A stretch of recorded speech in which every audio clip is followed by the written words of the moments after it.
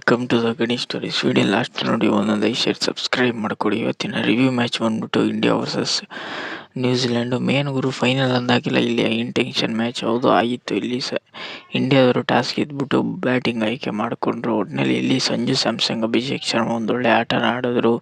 ಇಲ್ಲಿ 46 ಬಾಲ್ಗೆ 89 ರನ್ ಹೊಡೆದ್ರು, 29 ಬಾಲ್ಗೆ 52 ರನ್ ಹೊಡೆದ್ರು. ಇಲ್ಲಿ ಅಭಿಷೇಕ್ ಶರ್ಮಾ ಬೇಗನೆ ಔಟ್ ಆದರು. ಸಂಜು ಸ್ಯಾಮ್ಸಂಗು ಒಂದು ಲೆವೆಲ್ಗೆ ಇದ್ರು. ಇವರಿಬ್ಬರು ಪಾರ್ಟ್ನರ್ಶಿಪ್ಪು 92 ಪಾರ್ಟ್ನರ್ಶಿಪ್ ಇತ್ತು. ಒಟ್ಟಿನಲ್ಲಿ ಇಲ್ಲಿ 8 ಓವರ್ಗೆ 98 ಪಾರ್ಟ್ನರ್ಶಿಪ್ ಮಾಡ್ಕೊಂಡು ಹೋದ್ರು. ಇಲ್ಲಿ 8 ಓವರ್ ಆದಮೇಲೆ 16ನೇ ಓವರ್ಗೆ ಇಲ್ಲಿ ಮಿನಿಮಮ್ 200 ಹೊಡೆದಿದ್ರು ಗುರು. ಇಲ್ಲಿ ಇಶಾನ್ ಕಿಶನ್, ಅಭಿಷೇಕ್ ಶರ್ಮಾ ಒಂದೊಳ್ಳೆ ಪಾರ್ಟ್ನರ್ಶಿಪ್ನ ಆಡಿದ್ರು. ಒಟ್ಟಿನಲ್ಲಿ ಇಲ್ಲಿ ಇಶಾನ್ ಕಿಶನ್ ಆಗಲಿ, ಅಭಿಷೇಕ್ ಶರ್ಮಾ ಆಗಲಿ, ಸಂಜು ಸ್ಯಾಮ್ಸಂಗ್ ಆಗಲಿ ಇವರಿಬ್ಬರು ತುಂಬ ಚೆನ್ನಾಗಿ ಆಡಿದ್ರು ಗುರು. ಒಟ್ಟಿನಲ್ಲಿ ಇಲ್ಲಿ ಇಶಾನ್ ಕಿಶನ್ 16ನೇ ಓವರ್ಗೆ ಬೇಗನೆ ಔಟ್ ಆದರು. ಇಶಾನ್ ಕಿಶನ್ ಆದಮೇಲೆ ಸೂರ್ಯಕುಮಾರ್ ಬ್ಯಾಕ್ ಟು ಬ್ಯಾಕ್ ಔಟ್ನ ಹಾಕ್ತಿದ್ದಾರೆ ಅವರು. ಮಿನಿಮಮ್ ಗುರು ಒಂದು ಮ್ಯಾಚಲ್ಲಿ ಏನೋ ತುಂಬ ಚೆನ್ನಾಗಿ ಆಡಿದ್ರು. ಈಗ ಫೈನಲಲ್ಲೂ ಏನೋ ಅಂತ ಆಡಲಿಲ್ಲ. ಕ್ಯಾಪ್ಟನ್ಸಿ ಮೋಸ್ಟ್ಲಿ ಒತ್ತಡದಿಂದ ಮೋಸ್ಟ್ಲಿ ಅವರು ಚೆನ್ನಾಗಿ ಆಡಿಲ್ಲ ಅಂತ ನನಗೇನು ಅನ್ನಿಸ್ತಿದೆ. ಇಲ್ಲಿ ಹಾರ್ದಿಕ್ ಪಾಂಡ್ಯ ಏನೋ ಅಂತ ಹೇಳ್ಕೊಳ್ಳೋ ಆಟ ಆಡಲಿಲ್ಲ. ನನ್ನ ಪ್ರಕಾರ ಇಲ್ಲಿ ಹಾರ್ದಿಕ್ ಪಾಂಡ್ಯ ಬದಲು ಶಿವಮ್ ದುಬೆನ ಬೇಗ ಕಳಿಸಿದ್ರೆ ಇವರು ಮಿನಿಮಮ್ಮು 270, 280 ಹೊಡೆಯೋ ಚಾನ್ಸಸ್ ಸಿಕ್ಕಾಬಟ್ಟೆ ಇರ್ತಿತ್ತು. ಒಟ್ಟಿನಲ್ಲಿ ಇಂಡಿಯಾ ತೀರಾ ಒಂದು ಸೈಡ್ ಮಾಡಿಕೊಂಡ್ರು. ಒಟ್ಟಿನಲ್ಲಿ ಇಂಡಿಯಾ ಯಾವಾಗ ಬ್ಯಾಟಿಂಗ್ ತಗೊಂಡ್ರು ಅವಾಗ ಮ್ಯಾಚ್ ಟರ್ನ್ ಓವರ್ ಆಗಿದೆ ನನ್ನ ಪ್ರಕಾರ. ಅಲ್ಲಿ ಅಂದ್ಕೊಂಡೆ ಇಂಡಿಯನ್ನರು ಬೌಲಿಂಗ್ ತೊಗೊಂಡಿದ್ರೆ ಹೌದು ಒಂಚೂರು ಕಷ್ಟ ಆಗೋ ಚಾನ್ಸಸ್ ಸಿಕ್ಕಾಬಟ್ಟೆ ಇರ್ತಿತ್ತು ಗುರು. ಒಟ್ಟಿನಲ್ಲಿ ಇಂಡಿಯಾ ಲಾಸ್ಟ್ ಅವರು ತೊಗೊಂಡೋಗಿ ಮಿನಿಮಮ್ 5 ವಿಕೆಟ್ ಕಳ್ಕೊಂಡು 255 ಚೇಸ್ ಮಾಡೋಕ್ಕೆ ಕೊಟ್ಟರು. ಒಟ್ಟಿನಲ್ಲಿ ಇಲ್ಲಿ ನ್ಯೂಜಿಲೆಂಡ್ ಬೌಲಿಂಗ್ ಅಂತ ಹೇಳ್ಕೊಳ್ಳೋ ಬೌಲಿಂಗ್ ಯಾರು ಮಾಡಲಿಲ್ಲ. ಪವರ್ ಪ್ಲೇಯಲ್ಲಿ ಆಲ್ಮೋಸ್ಟ್ ಇಲ್ಲಿ 98 ರನ್ ಆಗ್ಬಿಟ್ಟು 90 ರನ್ ಹೊಡೆದಿದ್ರು. ಒಟ್ಟಿನಲ್ಲಿ ಇಂಡಿಯಾ ಬ್ಯಾಟಿಂಗು ನೆಕ್ಸ್ಟ್ ಪೀಕ್ ಲೆವೆಲ್ಗಿತ್ತು ಅಂತ ನನಗೇನು ಅನ್ನಿಸ್ತು. ಒಟ್ಟಿನಲ್ಲಿ ಸಂಜು ಸ್ಯಾಮ್ಸಂಗ್ ಕ್ರೆಡಿಟ್ ಕೊಡಬೇಕು ಗುರು. ಇವರು ಬಂದು ಇಂಥ ತುಂಬ ಚೆನ್ನಾಗಿ ಆಡಿದ್ದಾರೆ ಅಂತ ನನಗೇನು ಅನ್ನಿಸ್ತಿದೆ. ಅಭಿಷೇಕ್ ಶರ್ಮನು ಅಷ್ಟೇ, ಸಂಜು ಸ್ಯಾಮ್ಸಂಗು ಅಷ್ಟೇ, ಇಲ್ಲಿ ಇಶಾನ್ ಕಿಶನು ಅಷ್ಟೇ ಇಲ್ಲಿ ತುಂಬ ಚೆನ್ನಾಗಿ ಆಡಿದ್ರು.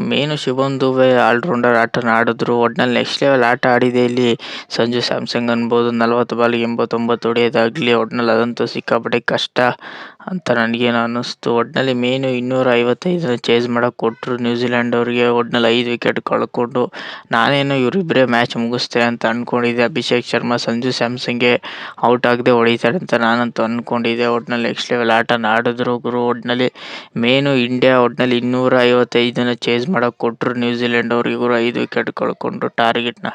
255 ಚೇಸ್ ಮಾಡಿದ್ದ ನ್ಯೂಜಿಲೆಂಡ್. ಒಟ್ಟಿನಲ್ಲಿ ಅಂತ ಹೇಳ್ಕೊಳ್ಳೋ ಆಟ ಆಡಲಿಲ್ಲ. ಪವರ್ ಪ್ಲೇಯಲ್ಲಿ ಆಲ್ಮೋಸ್ಟು ಸೇಮ್ 4 ವಿಕೆಟ್ ಕಳ್ಕೊಂಡಿದ್ರು. 4 ವಿಕೆಟ್ ಕಳ್ಕೊಂಡು ಇಲ್ಲಿ ಅಂತ ಹೇಳ್ಕೊಳ್ಳೋ ಆಟ ಆಡಲಿಲ್ಲ. ಇಲ್ಲಿ ಬಂದಿದ್ರು ರಚಿನ್ ರವೀಂದ್ರ ಆಗಲಿ, ಫಿಕ್ಸಲ್ ಆಗಲಿ, ಫಿಲಿಪ್ಸ್ ಆಗಲಿ ಅಂತ ಹೇಳ್ಕೊಳ್ಳೋ ಆಟ ಆಡಲಿಲ್ಲ. ಡಾರ್ವಿನ್ ಮಿಚೆಲ್ ಅಂತ ಹೇಳ್ಕೊಳ್ಳೋ ಆಟ ಆಡಲಿಲ್ಲ. ಒಟ್ಟಿನಲ್ಲಿ ಇಲ್ಲಿ ಯಾರು ಅಂತ ಹೇಳ್ಕೊಳ್ಳೋ ಮಿನಿಮಮ್ ಇಲ್ಲಿ 50 ರನ್ ಹೊಡೆದ್ರು ಹೊರತು ಒಟ್ಟಿನಲ್ಲಿ ಅಂತ ಹೇಳ್ಕೊಳ್ಳೋ ಆಟ. ಇಲ್ಲಿ ನ್ಯೂಜಿಲೆಂಡ್ ಬ್ಯಾಟಿಂಗ್ ವಿಚಾರದಲ್ಲಿ ಏನು ಹೇಳೋ ಅಷ್ಟೇ ಅಂತ ಏನು ಬಿಗ್ ಪಾರ್ಟ್ನರ್ಶಿಪ್ ಯಾರ ಜೊತೆನೂ ಬರಲಿಲ್ಲ. ಡಾರ್ವಿನ್ ಮಿಚೆಲ್ ಒಂಚೂರು ತುಂಬ ಚೆನ್ನಾಗಿ ಆಡಿದ್ರು ಹೊರತು ಇನ್ನು ಫಿಲಿಪ್ಸ್ ಆಗಲಿ, ರಚಿನ್ ರವೀಂದ್ರ ಆಗಲಿ ಅಂತ ಹೇಳ್ಕೊಳ್ಳೋ ಆಟ ಆಡಲಿಲ್ಲ. ಒಟ್ಟಿನಲ್ಲಿ ಇಲ್ಲಿ ನ್ಯೂಜಿಲೆಂಡು ಪಾರ್ಟ್ನರ್ಶಿಪ್ನ ಸಿಕ್ಕಾಬಿಟ್ಟೆ ವರ್ಸ್ಟಾಗಿ ಆಡಿದ್ರು. ಒಟ್ಟಿನಲ್ಲಿ ಬೌಲಿಂಗಲ್ಲೂ ತೀರೋ ವರ್ಸ್ಟಾಗಿ ಆಡಿದ್ರು, ಒಟ್ಟಿನಲ್ಲಿ ಬ್ಯಾಟಿಂಗಲ್ಲೂ ತೀರೋ ವರ್ಸ್ಟಾಗಿ ಆಡಿದ್ರು. ಈ ನ್ಯೂಜಿಲೆಂಡು ಒಟ್ಟಿನಲ್ಲಿ ಇವೆರಡರಲ್ಲೂ ತುಂಬ ಚೆನ್ನಾಗಿ ಆಡಲಿಲ್ಲ. ಒಟ್ಟಿನಲ್ಲಿ ನ್ಯೂಜಿಲೆಂಡು ಫೀಲ್ಡಲ್ಲಿ ಅಷ್ಟು ಚೆನ್ನಾಗಿ ಆಡಿದ್ರು ಹೊರತು ಅಂತ ಹೇಳ್ಕೊಳ್ಳೋ ಆಟ ಆಡಲಿಲ್ಲ. ಅದರಿಂದನೇ ಮ್ಯಾಚ್ನ ಇವರು ಸಿಕ್ಕಾಬಿಟ್ಟೆ ಡೌನ್ಫಾಲ್ ಆಯಿತು ಅಂತ ನನಗೆ ಅನ್ನಿಸ್ತು. 250 ರನ್ನ ಸಿಕ್ಕಾಬಿಟ್ಟೆ ಹೊಡೆಸ್ಕೊಂಡ್ರು. ಒಟ್ಟಿನಲ್ಲಿ ನ್ಯೂಜಿಲೆಂಡ್ ಬೌಲಿಂಗು ಅಂತ ಹೇಳ್ಕೊಳ್ಳೋ ಆಟ ಇರಲಿಲ್ಲ ಗುರು. ಒಟ್ಟಿನಲ್ಲಿ 159ಕ್ಕೆ ಆಲ್ಔಟ್ ಆದರು. ಒಟ್ಟಿನಲ್ಲಿ 20 ಓವರ್ಗೆ ಬೇಗನೆ ಆಲ್ಔಟ್ ಆದರು. ಇಂಡಿಯಾ ಬೌಲಿಂಗು ತುಂಬ ಚೆನ್ನಾಗಿತ್ತು ಅನ್ಬೋದು. ಅಶ್ವಥ್ ಸಿಂಗು ವಿಕೆಟ್ ತೆಗಿಲಿಲ್ಲ ಅಂದರು. 4 ಓವರ್ಗೆ 32 ರನ್ ಕೊಟ್ಟರು. ಹಾರ್ದಿಕ್ ಪಾಂಡ್ಯ 36 ರನ್ ಕೊಟ್ಟರು, 1 ವಿಕೆಟ್ ತೆಗೆದ್ರು. ಒಟ್ಟಿನಲ್ಲಿ ಅಕ್ಷಯ್ ಪಟೇಲ್ ಅಷ್ಟೇ 3 ಕ್ರೂಷಿಯಲ್ ವಿಕೆಟ್ ತಗೊಳ್ರು. ಇಲ್ಲಿ ವರುಣ್ ಚಕ್ರವರ್ತಿನೂ ಅಷ್ಟೇ ಸಿಕ್ಕಾಪಟ್ಟೆ ಎಕ್ಸ್ಪೆನ್ಸಿವ್ ಆದರು, 1 ವಿಕೆಟ್ ತಗೊಟ್ರು. ಅಭಿಷೇಕ್ ಶರ್ಮಾಗೂ 1 ಓವರ್ ಕೊಟ್ಟರು. ಒಟ್ಟಿನಲ್ಲಿ ಇಂಡಿಯಾ ಆಲ್ಮೋಸ್ಟ್ ಇಲ್ಲಿ 16 ಓವರ್ಗೆ ಮ್ಯಾಚ್ ಟರ್ನ್ ಓವರ್ ಆಗ್ಬಿಟ್ಟು. ಯಾಕೆಂದರೆ ಇಲ್ಲಿ ನ್ಯೂಜಿಲೆಂಡ್ ಅವರು ಅಂತ ಬ್ಯಾಟಿಂಗ್ ಇರಲಿಲ್ಲ. ಒಟ್ಟಿನಲ್ಲಿ ಇಲ್ಲಿ ಅಭಿಷೇಕ್ ಶರ್ಮಾ ಒಟ್ನಲ್ಲಿ ಓವರ್ ಹಾಕಿಸಿದ್ರು. ಮೇಯ್ನು ಇಲ್ಲಿ ಜಸ್ಪ್ರೀತ್ ಬೂಮ್ರಾಗೆ ಸಿಕ್ಕಾಪಟ್ಟೆ ಕ್ರೆಡಿಟ್ ಕೊಡಬೇಕು ಗುರು. 14 ಓವರ್ಗೆ 15 ರನ್ನ ಕೊಟ್ಟರು, ಜಸ್ಟ್ 4 ವಿಕೆಟ್ನ ತೆಗೆದ್ರು. ಒಟ್ನಲ್ಲಿ ವರುಣ್ ಚಕ್ರವರ್ತಿ ಅಂತ ಹೇಳ್ಕೊಳ್ಳೋ ಆಟ ಆಡಲಿಲ್ಲ. ಅವ್ರಲ್ಲಿ ಇಲ್ಲಿ ಜಸ್ಪ್ರೀತ್ ಬೂಮ್ರಾ, ಅಕ್ಷಯ್ ಪಟೇಲ್ ತುಂಬ ಚೆನ್ನಾಗಿ ಆಡಿದ್ರು. 4 ಓವರ್ಗೆ 4 ವಿಕೆಟ್ ತೆಗೆದ್ರೆ ಅಕ್ಷಯ್ ಪಟೇಲ್ 3 ಓವರ್ಗೆ 3 ವಿಕೆಟ್ನ ತೆಗೆದ್ರು. ಒಟ್ನಲ್ಲಿ ಇಂಡಿಯಾ 2026ರ ಫೈನಲಲ್ಲಿ ಗೆದ್ದರು ಗುರು. ಒಟ್ನಲ್ಲಿ 255ನ ಹೊಡಿತಾರೆ ಅಂತ ನಾನಂತೂ ಅಂದ್ಕೊಂಡಿರಲಿಲ್ಲ.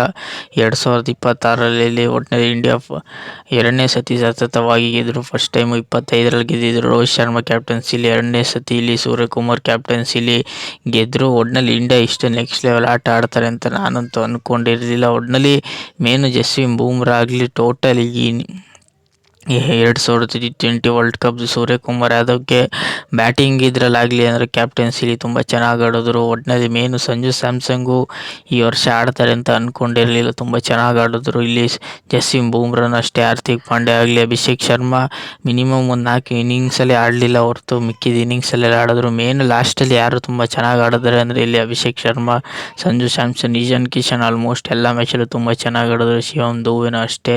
ಒಟ್ಟಿನಲ್ಲಿ ಇಲ್ಲಿ ಬಂದಾಗೆಲ್ಲ ಇನ್ನಿಂಗ್ಸ್ನ ಅವ್ರು ಆಡ್ಕೊಟ್ಟಿದ್ದಕ್ಕೆ ಮ್ಯಾಚ್ ಇಲ್ಲಿವರೆಗೂ ಬರೋಕ್ಕಾಯಿತು. ಒಟ್ಟಿನಲ್ಲಿ ಇಂಡಿಯಾ ಇಷ್ಟು ಚೆನ್ನಾಗಿ ಗೆಲ್ತಾರೆ ಅಂತ ನಾನಂತೂ ಅಂದ್ಕೊಂಡಿರಲಿಲ್ಲ. ಒಟ್ಟಿನಲ್ಲಿ ಹೈ ಇಂಟೆನ್ಷನ್ ಥ್ರಿಲ್ಲಿಂಗ್ ಮ್ಯಾಚ್ ಅಂತೂ ಒಟ್ಟಿನಲ್ಲಿ ಸಂಜು ಸ್ಯಾಮ್ಸನ್, ಅಭಿಷೇಕ್ ಶರ್ಮಾ ಅಲ್ಲಿ ತುಂಬ ಚೆನ್ನಾಗಿತ್ತು ಪಾರ್ಟ್ನರ್ಶಿಪ್ಪು.